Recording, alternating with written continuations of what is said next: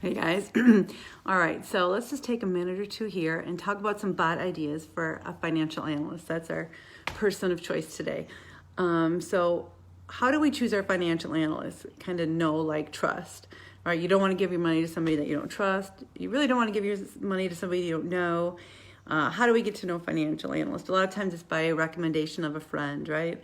It might be somebody you hear like on the radio talking, or I have a television show. Maybe an article was written about them. So you kind of hear about them those ways.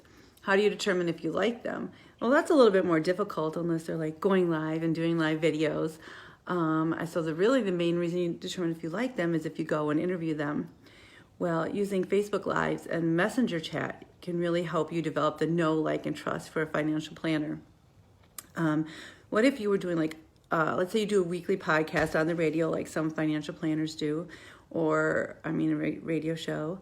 You can put that right into your messenger bot and deliver that to people weekly so they can get to understand like what you're hearing about the market, what changes, where do you think the market is headed, so they start to like trust what you know.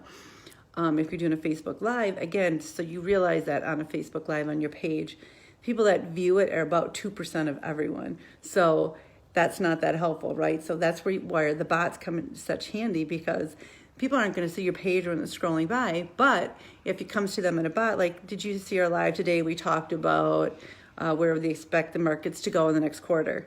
So it's going to go right to them. Again, you're building that like know and trust all in one.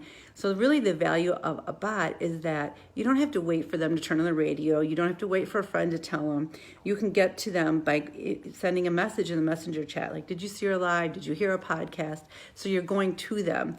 Now, again, it's important to point out that it's not like email where you can just pop up in somebody's email. First of all, they have to accept you. So that's good, because you don't want to be pushing out information that people don't want to hear, because that's going to stop the whole like. If people are like, oh my gosh, they're in my chat box again.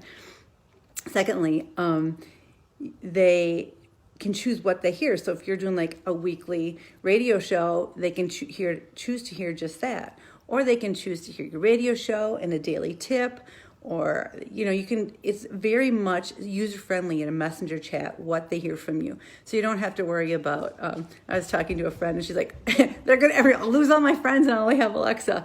And the fact is, it's much easier to segment what they want from you, and you're not giving them any more than they want. Tomorrow in our messenger chat, we're going to be showing examples of how you can use different notification levels to let people choose to what they hear from you. Anyways, have a great day. And that is how financial analysts could use the know, like, and trust, and the messenger chat would help them do that.